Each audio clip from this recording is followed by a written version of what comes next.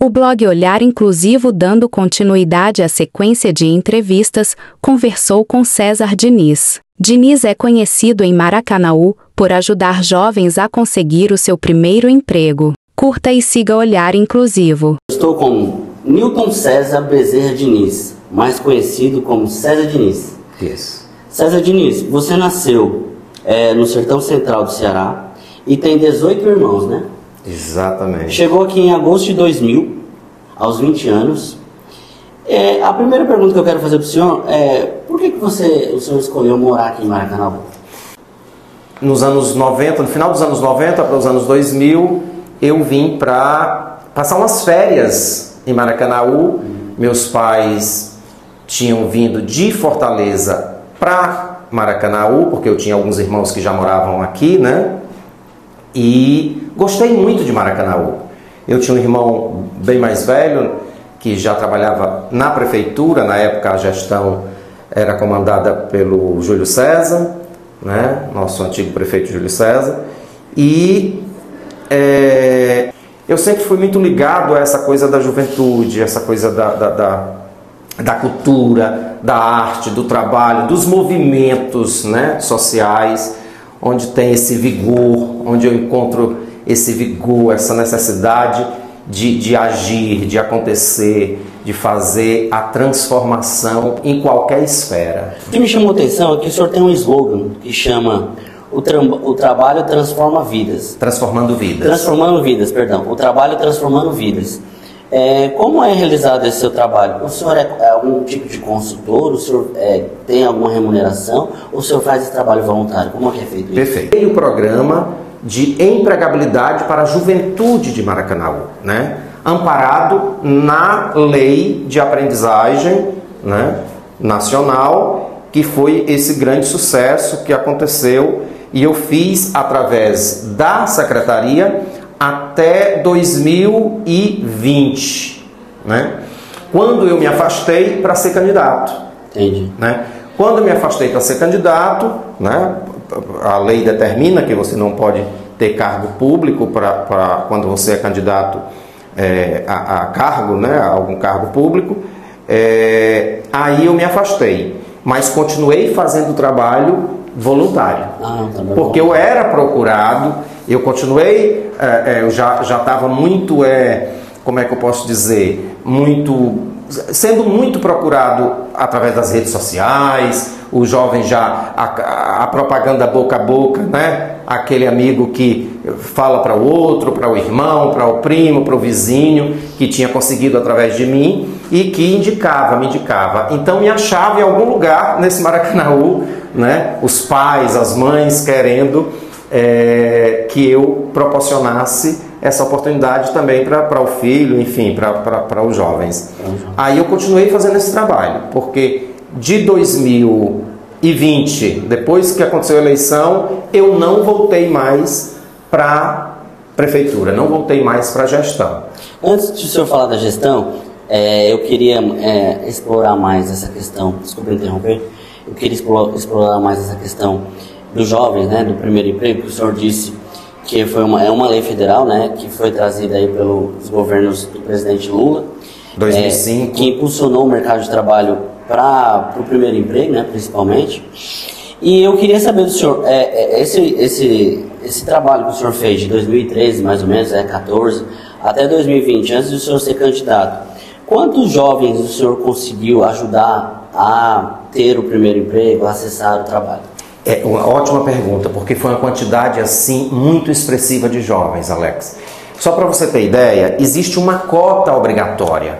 Eu lembro que em 2015, 2016, eu fiz um levantamento de qual era o número de jovens que podiam ser inseridos nessa cota obrigatória através das empresas. Então, por exemplo, a empresa X tem tantos funcionários, então ela tem uma cota obrigatória de 30 jovens, 40 jovens, 50 jovens, cada uma dentro da sua realidade. Então, somando isso só dentro do complexo de Maracanaú, em 2016 eu fiz esse levantamento, chegava a ser 1.579 jovens, 1.579 jovens por ano, né? Porque oscila muito, porque na medida que a empresa demite, diminui a cota, na medida que a empresa admite, aumenta a cota, né?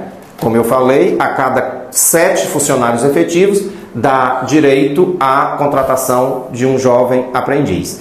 Então, para você ter uma ideia, esse número sendo em torno de 1.500 a 2.000 jovens inseridos anualmente, você soma aí, todos esses anos, são alguns mil jovens inseridos no contexto produtivo através da lei da aprendizagem, e a maioria deles encaminhados. Na medida que eles tinham uma certa dificuldade de encontrar esses jovens, encontrava em mim essa facilidade que eu já encaminhava triados, né? Dentro do contexto, dentro do perfil que a lei determina, porque existem os critérios, né?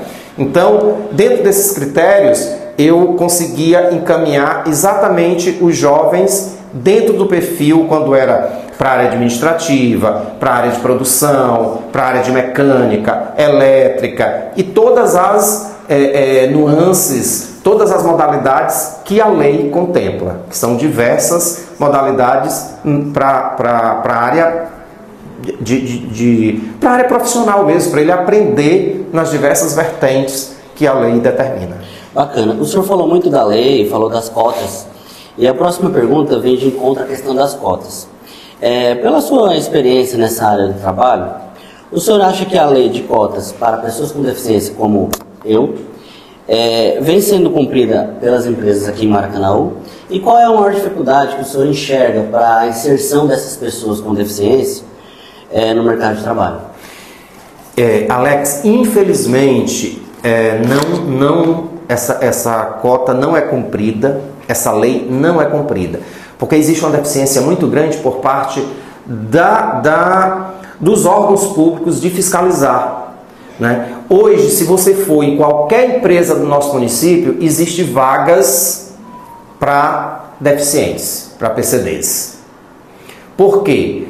Porque as próprias leis, quando são feitas, elas deixam brechas, elas não são, que eu chamo de redondas, elas não contempla na realidade os deficientes, o público-alvo, infelizmente. Porque a lei diz que a empresa é obrigada a contratar o aprendiz ou o deficiente, mas no parágrafo seguinte ela deixa em aberto que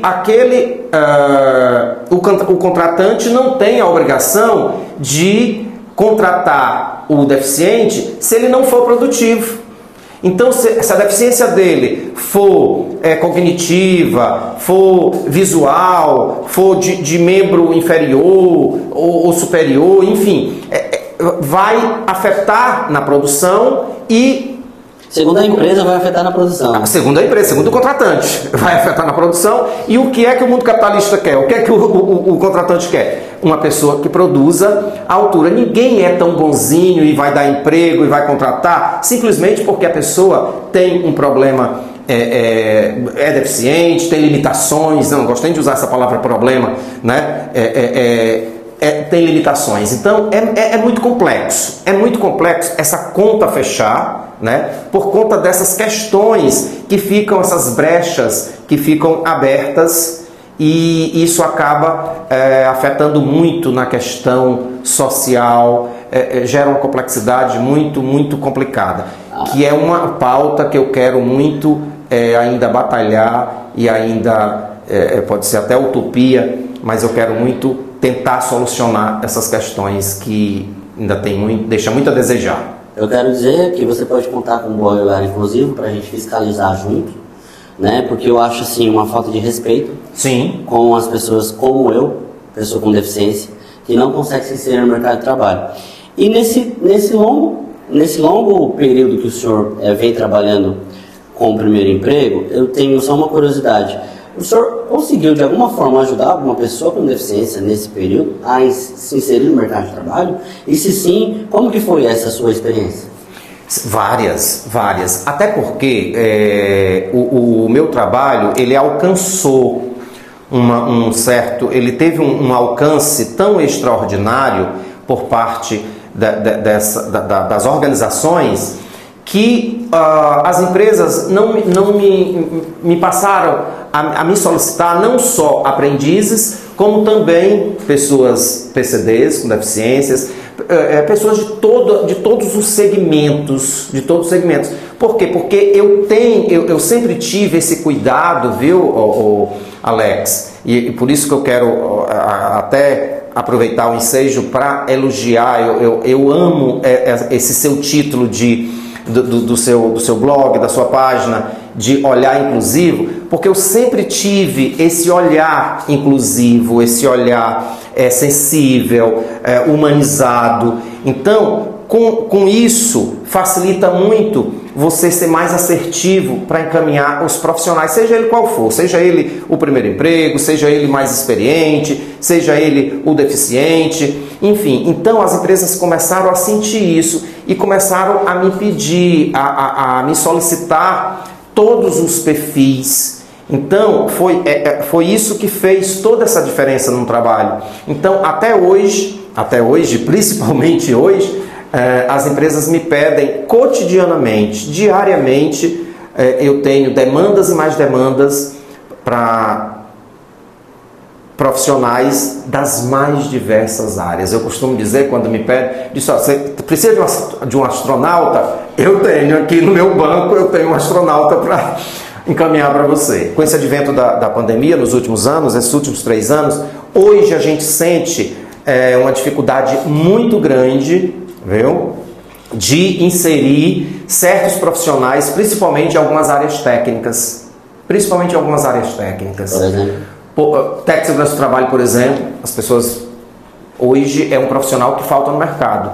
Técnico em mecatrônica, em eletrônica, enfim, que é exatamente onde a nossa indústria precisa. Nós temos diversas indústrias hoje que precisa de profissionais técnicos que vão buscar fora, ou fica deficiente, fica sem cobrir o profissional porque não encontra.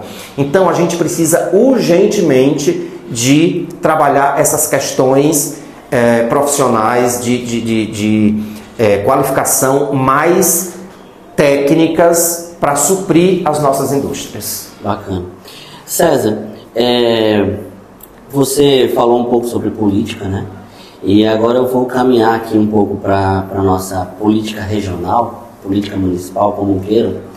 E a primeira pergunta que eu faço para o senhor com relação à política é: quais são as suas principais motivações para se candidatar a vereador em Maracanaú, e se o senhor é pré-candidato em 2024? O senhor começou, a sua primeira candidatura foi em 2020, né? Isso. Em plena pandemia. Foi uma situação atípica, né? As eleições aconteceram em novembro, né? E o senhor, pela sua votação, eu acredito que o senhor é pré-candidato. Como é que o senhor está vendo essa questão do ano que vem? Quando eu me candidatei em 2020, foi uma espécie de um chamamento, né? Eu sempre gostei muito de servir e eu senti essa necessidade, pelo trabalho que eu já fazia. Existia até uma certa cobrança por parte das pessoas. César, você faz um trabalho tão bacana, você faz um trabalho tão legal, tão inclusivo, tão ligado à questão social, né? Porque o trabalho...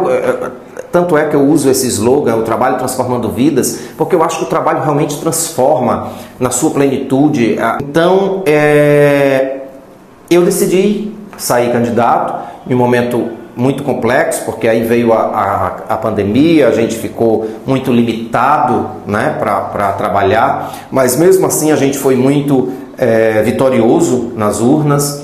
Fiquei como suplente, mas assim, sem condições financeiras e tudo mais. Foi uma campanha muito mais voltada para a questão das redes sociais, para a questão do meu público em si, que eu já trabalhava, e mesmo assim foi um resultado assim surpreendente, onde até os pseus de cientistas políticos dizem que eu fui muito favorável, né? Mas 2024 eu acho que a gente se habilita automaticamente para ser pré-candidato, né? Então eu tenho essa obsessão pelo trabalho, porque eu vejo todos os dias o quão e o quanto é importante o trabalho na vida das pessoas. Eu fiz uma enquete, porque a enquete ela é importante, né, nas redes sociais, e dá muita visualização. E alguém da rede social, eu vou pedir desculpa, alguém da rede social fez uma pergunta e eu esqueci de anotar. Eu só lembro da pergunta, eu esqueci de anotar o nome da pessoa. Mas essa pergunta vem da rede social, que é a seguinte: dos pré-candidatos, o senhor falou que é pré-candidato a vereador em 2024, Isso. Os pré-candidatos que a gente tem a prefeito hoje, que as nossas redes sociais está dizendo e as pessoas estão se colocando, qual desses o senhor iria apoiar num possível cenário? Lembrando que hoje a gente tem pré-candidatos, o atual prefeito Roberto Pessoa, o atual deputado estadual Júlio César e o atual deputado eleito Lucinildo e o deputado federal Júnior Mano, do PL. Nesse cenário, quem que o senhor gostaria de apoiar ou vai apoiar para prefeito? Alex, tudo ainda está muito cedo, né? Mas hoje, dentro desse cenário aí, eu apoiaria o Lucenildo Frota. Lucenildo Frota. Até porque eu o apoiei para deputado, né? Então, eu acredito nessa composição, eu acredito que é um nome novo, é uma pessoa que tem uma visão de gestão que pode mudar e melhorar muito toda essa que eu chamo de maldição que está aí. Eu acho que a gente precisa virar a página desses 20 anos que não mostrou nada que possa melhorar a vida do cidadão maracanauense. E eu posso falar isso porque eu estou nos meandros, eu permeio, eu costumo dizer que eu sou andarilho, eu permeio a sociedade maracanauense. Eu sei o que as pessoas verdadeiramente precisam aqui. E hoje elas não estão tendo sequer o básico para sobreviverem. Interessante. Voltando à eleição de 2020, quando o senhor foi candidato, o senhor foi candidato pelo PSDB, na mesma chapa do atual prefeito Roberto Pessoa. O senhor teve 899 votos, sendo o segundo suplente, não foi isso? Não, fiquei como o quarto suplente. Quarto suplente. Por sendo o suplente, quarto suplente, por que depois que o Cristiano pediu licença, por que o senhor não assumiu e quem assumiu foi o Macedo Marques, o quinto? Perfeito. Isso é um momento muito interessante para eu explicar tudo isso. Primeiro que aconteceu uma espécie de um imbróglio, né? Muitas coisas aconteceram nesse período aí. Primeiro, esse distanciamento do Fabiano Braga, que ninguém esperava. Quando ele se distanciou, a tia Rita, que deveria ser chamada, né? Como foi e não aceitou. E veio a mim. Eu não posso, de forma alguma, assumir uma vaga onde eu discordo completamente dessa gestão que está aí. Eu sou oposição ferrenha.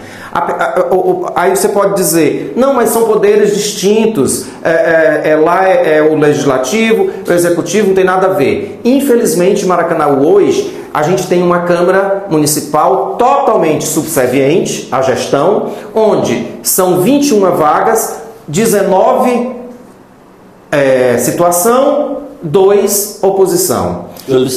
Júlio César e Pastor Neto.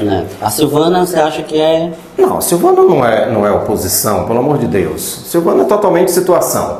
Então, quando eu fui convocado para assumir, eu disse, não, eu não aceito. Eu estou me preparando para assumir o próximo mandato, se Deus quiser, com autonomia suficiente, com procuração outorgada pelo povo através do voto, né? E não achei justo não abrir, não assinar para o próximo suplente, que é o Macedo, assumir. Então, eu acho isso justo, eu acho que não seria justo eu fazer esse tipo de impossibilidade de um colega assumir. Agora, o senhor falou da questão da procuração da população para ser, entre aspas, independente na Câmara, né? Mas o senhor, em 2020, foi eleito suplente através da chapa do Roberto Pessoa. O que aconteceu ali para você romper com a uma sincera falta de consideração, falta de respeito, porque você, quando vai para uma batalha, você imagina que todo mundo tem que sair vencedor, né? E no caso, quando mesmo a gente ficando como suplente, a gente colaborou na campanha, a gente ajudou aquela chapa sair vitoriosa. Então o que é que acontece? Os acordos não foram cumpridos, simplesmente foram quebras de acordos. E eu acho que os acordos eles são fundamentais. Então uma coisa é antes da campanha, depois da campanha você não é recebido, você é maltratado, você não é respeitado, você não é considerado. Então eu venho de uma formação onde a palavra, onde o compromisso, ele precisa ser honrado. Você acha que o Roberto Pessoa não tem compromisso? No meu caso não teve. No meu caso não teve. E eu acho que ele também não tem compromisso com a própria população. Vide o que está acontecendo na saúde, vide o que está acontecendo na educação, vide o que está acontecendo em todas as esferas desse município. Nosso município está completamente abandonado. Eu costumo dizer, e não peço nenhum segredo, porque todos os meus seguidores me acompanham e sabem, nós vivemos o pior momento desse município, porque nós não temos gestor. Hoje nós não temos gestor que tenha pulso firme, que mostre com transparência um planejamento de gestão, de administração.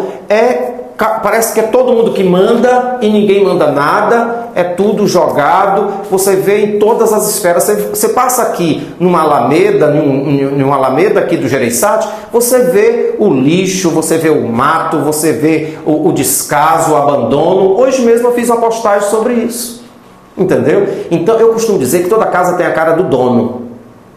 Do mesmo jeito, é uma gestão.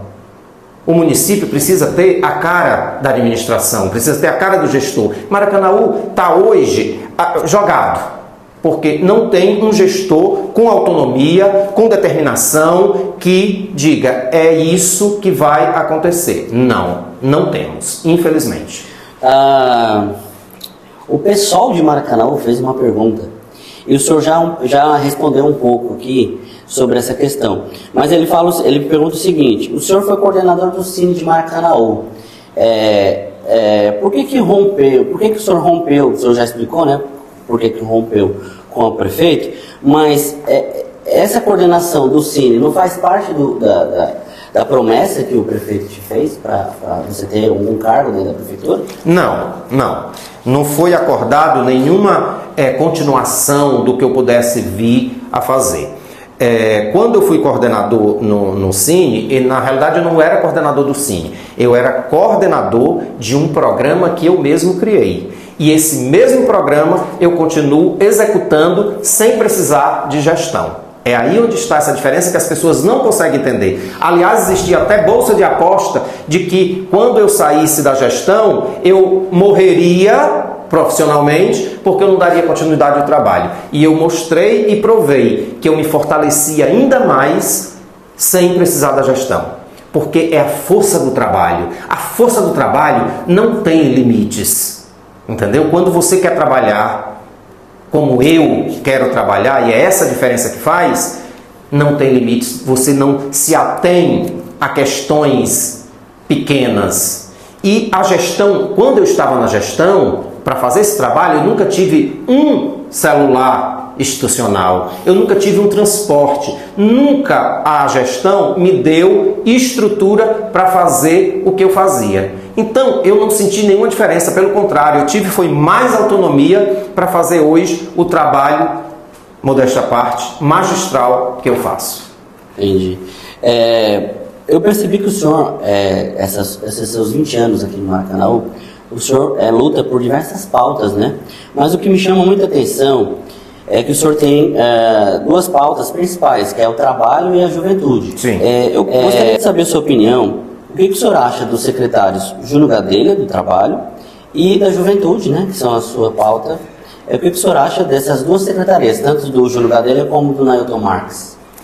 Olha, eu vou falar primeiro das secretarias. São duas secretarias que, de fato, só existe no organograma da prefeitura, porque de fato não fazem nada. Primeiro, a da juventude não tem nenhuma política pública realmente concreta que possa ser atraente para a nossa juventude. Nós temos uma juventude gigante nesse município, dos nossos 220, quase 30 mil habitantes que já estamos chegando. A gente tem em torno de 60 e pouco por cento, quase 60%, aliás, quase 60% de jovens entre 16 a 29 anos, e essa juventude é totalmente desassistida. Não existe nenhum projeto, repito, nenhuma política pública voltada concretamente para a juventude.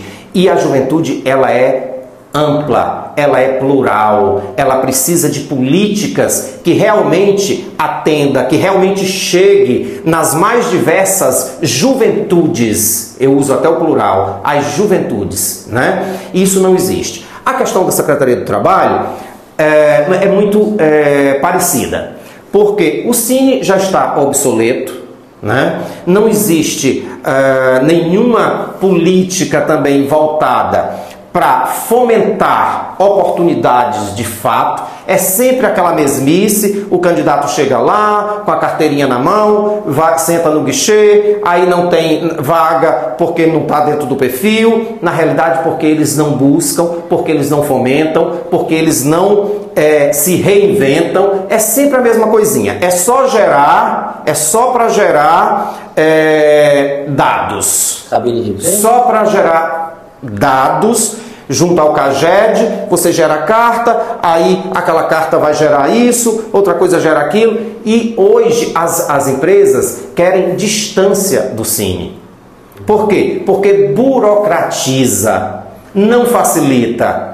As empresas, elas não podem perder tempo, as organizações não podem perder tempo. As organizações, aliás, Alex, hoje a gente tem 1, 2, 3 pessoas no máximo em um RH para atender 1.000 funcionários, 2.000, 3.000. Então eles não têm por que estar perdendo tempo para estar devolvendo cartinha para a Cine, para dizer se a pessoa ficou ou não ficou, enfim. Então existe toda uma burocratização enorme e eles não acordam para a vida. E a gente tem um secretário que não tem compromisso, não é daqui, não conhece a nossa gente, não conhece a nossa população, chega lá de óculos escuros, não dá um bom dia, passa como se fosse um foguete, sabe? Isso é desumano. A gente precisa humanizar a gestão, principalmente nas secretarias que lidam com pessoas, com gente. Secretaria da Juventude é para jovem. Secretaria do Trabalho é para proporcionar trabalho.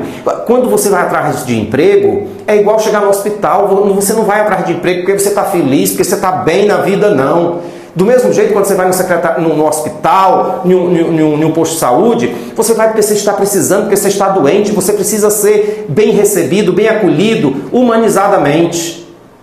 Então o que falta é esse olhar inclusivo, esse olhar humanizado, que nós não temos nessa gestão, por isso que eu já denominei de gestão maldita. Entendi. O senhor... Eu vou quebrar, eu gosto sempre de quebrar aqui as perguntas. Protocolos, né? E eu gostaria de perguntar para o senhor, tem alguma pergunta que eu não fiz que o senhor gostaria de responder? Fique à vontade. Eu não sei se eu respondi tudo que você gostaria de ouvir. Não, mas a opinião aqui, quem tem que tirar são nós. Mas eu só quero agradecer muito, muito essa oportunidade. A gente ainda tem algumas. Pois é. Quero agradecer, mas eu já quero de antemão agradecer essa oportunidade. Sempre já o conhecia, você sabe que a gente já se conhecia muito superficialmente. Nos últimos tempos temos tido a oportunidade de nos encontrarmos mais algumas vezes nessas questões políticas, principalmente nessa última campanha para deputado. Mas é muito bom a gente encontrar um jovem como você, que tem essa sensibilidade, que tem esse canal, que tem essas ferramentas que a gente pode chegar até o povo, que é o nosso alvo verdadeiramente. Eu quero que as pessoas se conscientizem de que a gente pode fazer mais e muito mais. Não adianta essa mesmice de chegar uma eleição e sempre os mesmos, e passa 4 anos, e passa 4 anos e nada muda. E nisso passou 20. Né? E nisso passou 20. É muito tempo. Muito tempo. Você imagina, uma criança estava nascendo quando esse governo estava começando. Esse jovem já tem 18, 20 anos. E o que é que ele tem na vida? Entendeu? Qual é a esperança? Qual é a perspectiva? Qual é o horizonte? Nenhum, porque não existe políticas públicas sérias, concretas, imediatas. Entendeu? Por isso esse índice de violência, esse descaso, as pessoas, os descaminhos que esses jovens têm. Alex, se eu fosse falar aqui de certas situações que eu fico sabendo, que vem ao meu conhecimento, pais que me procuram, mães que me procuram para relatar situações de filhos que estão desencaminhados porque não têm perspectiva de vida, é de ficar com o coração dilacerado. Eu passaria aqui dias e dias, entendeu? Mas enfim, por isso essa minha vontade, essa minha gana, essa minha garra de, através do trabalho, através das oportunidades, poder transformar essas vidas. A próxima pergunta que eu queria fazer para o senhor é a seguinte: eu tive o papel do jornalista é investigar o seu entrevistado e ter o maior número de informações possíveis, né? Eu aprendi e jurei isso na comunicação quando eu me formei. E eu fiz alguns estudos do senhor, do seu perfil, e também conversei com algumas pessoas muito próximas ao senhor. E segundo informações que eu obtive, em 2020 o senhor tinha se irritado com o prefeito Roberto Pessoa por não ser indicado para alguma secretaria. As secretarias do Trabalho ou da Juventude. Isso procede? Essa informação procede? De forma alguma. O senhor quer falar sobre ela? Falo, sem nenhum problema, porque eu sou transparente. Primeiro que nos acordos não existia esse tipo de acordo para eu assumir secretaria X ou Y. Nunca, jamais. E outra, nunca tive essa pretensão, apesar de me achar preparado. Hoje, não existe outra pessoa, desculpe a falta de modéstia, quero pedir desculpa aqui para qualquer um de vocês, aliás, para todos vocês, eu não vejo outra pessoa mais preparada do que César Diniz para assumir uma secretaria. E qual seria? A que eu domino, a que eu conheço, a que eu realmente tenho penetração profunda, tanto de um lado como do outro, tanto com o trabalhador como com o empregador. Esse município todo, o nosso grande parque industrial, me conhece, é aberto para que eu possa proporcionar oportunidades. Então, fora isso, outras questões, que é essa visão humanística, essa formação de esse conhecimento profundo de saber quem é o nosso povo, o que ele realmente precisa. Então, é nesse aspecto, e aqui não vai nenhuma sabe, querer se... Não, é simplesmente conhecimento, domínio do que você faz, amor às pessoas, amor ao nosso povo e principalmente saber quem é quem. O senhor tem o senhor tem uma coordenação muito importante aqui no município, né? O senhor mora aqui há 20 anos, o senhor conhece bastante gente. Eu vi que o senhor tem 23 já. 23, né? Porque 20 foi quando eu fiz a pesquisa, perdão. 23 anos, e o senhor tem um domínio aqui dos bairros, conhece bem os bairros. Enfim, eu queria perguntar para o senhor, e inclusive eu tentei fazer uma entrevista com o senhor assim que o senhor fez essa denúncia contra o prefeito Roberto Pessoa. O senhor fez uma acusação grave contra o atual prefeito Roberto Pessoa, dizendo que ele tinha uma doença, que ele tem uma doença grave chamada Alzheimer. O direito brasileiro afirma que para a pessoa acusar alguém tem que ter o ônus da prova. O senhor tem algum documento, algum laudo que prove que o prefeito tem Alzheimer? As atitudes dele falam por si só. Mas a atitude ele só não Alex, nesse âmbito eu não gostaria de falar, sim, porque a gente tem alguns processos sobre isso, né? Mesmo não estando em segredo de justiça, mas eu me atenho a não falar nesse aspecto de questão de provas, né? Mas no momento certo as provas virão. No momento certo as provas virão. O senhor tem essa convicção? Essa certeza absoluta. Essa certeza absoluta. Então, até pela própria situação que tudo está acontecendo, o descaso, a falta de posição, de postura, sabe? Tudo corrobora para, no curto espaço de tempo, a gente ter essas provas concretas da impossibilidade do senhor prefeito não poder gerir mais Maracanaú com essa sua magnitude que é em todos os aspectos. Eu tenho essa convicção que ele tem essa doença. Absoluta. Certo. Eu vou chegar aqui na minha última pergunta e eu deixei essa pergunta porque é uma pergunta relacionada a isso. E baseado nessa acusação que o senhor fez contra o prefeito, o processo com o final 0118, que é público, né, como o senhor falou, o prefeito, ele processa o senhor por calúnia e difamação e pede uma reparação de quase 50 mil reais. O que o senhor tem a falar sobre isso? E se o senhor for penalizado, for condenado, o senhor vai pagar esse valor? Olha, recentemente nós tivemos mais uma audiência sobre esse processo.